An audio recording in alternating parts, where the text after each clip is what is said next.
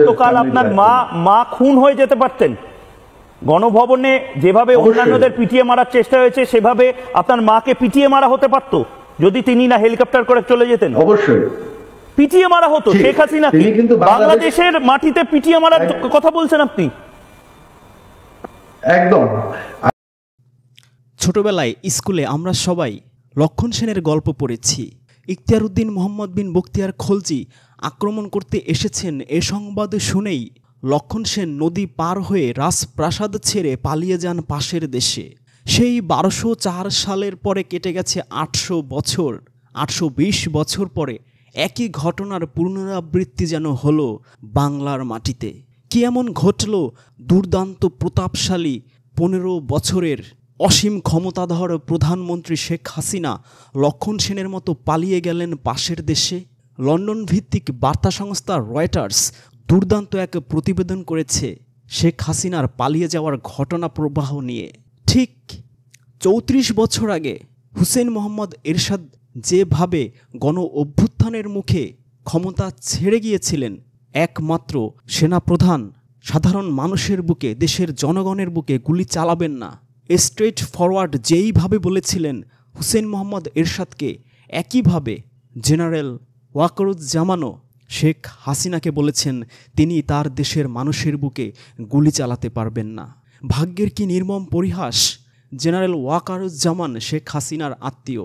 তার বাবা ছিলেন শেখ হাসিনার ফুফাতো ভাই এবং 1997 থেকে 2000 সাল পর্যন্ত তিনি ছিলেন তখনকার আওয়ামী লীগ সরকারের সেনাপ্রধান। রয়টার্স জানিয়েছে শেখ হাসিনাকে মাত্র 45 মিনিট সময় বেঁধে দিয়েছিল সেনাবাহিনীর প্রধান।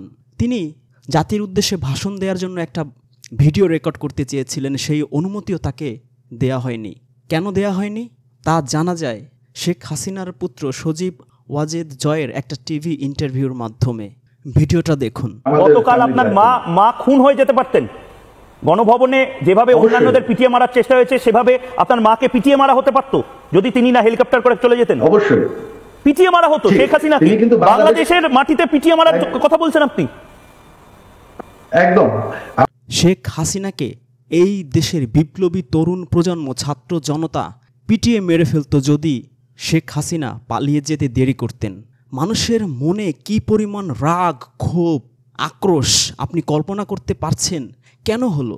বিএনপি, জামাত, শিবির, বিভিন্ন দলের শত শত হাজার হাজার নেতা কর্মী, সাধারণ মানুষকে গুম, হত্যা, হামলা, মামলা করে জীবন দুর্বিষহ করা হয়েছিল।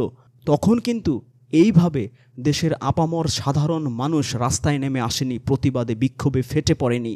এবার কেন হলো? কারণ মানুষ দেখেছে কিভাবে আবু সাইদকে নির্মমভাবে হত্যা করা হয়েছিল। সে কোনো ক্ষমতা চায়নি বিএনপি বা জামাতের মতো, সে চেয়েছিল চাকরির ক্ষেত্রে ইনসাফ। মুগ্ধর মতো ছেলে যে শুধু মানুষকে পানি দিত, এই অপরাধে তাকে হত্যা করা হয়েছে। 3, 4, 5, 6 বছরের শিশুদের হেলিকপ্টারে করে হত্যা করা হয়েছে। ইউনিসেফ, জাতিসংঘ জানিয়েছে 32 জন শিশুকে হত্যা করা হয়েছে।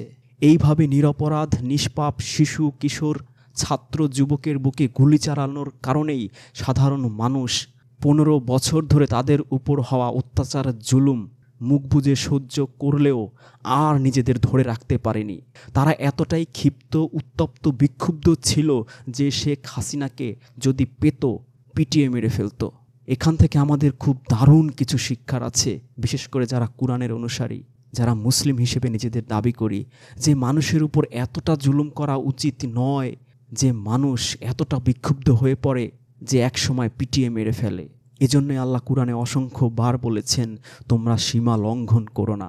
সহ্যের মানুষের একটা সীমা থাকে, সেই সীমা যখন অতিক্রান্ত হয়ে যায় তখন মানুষ এভাবেই লক্ষণ সেনদের মতো স্বৈরাচারী হাসিনাদের পিটিয়ে মারতে চায়।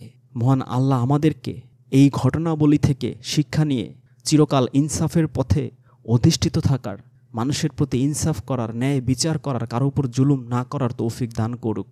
আলহামদুলিল্লাহি রাব্বিল আলামিন।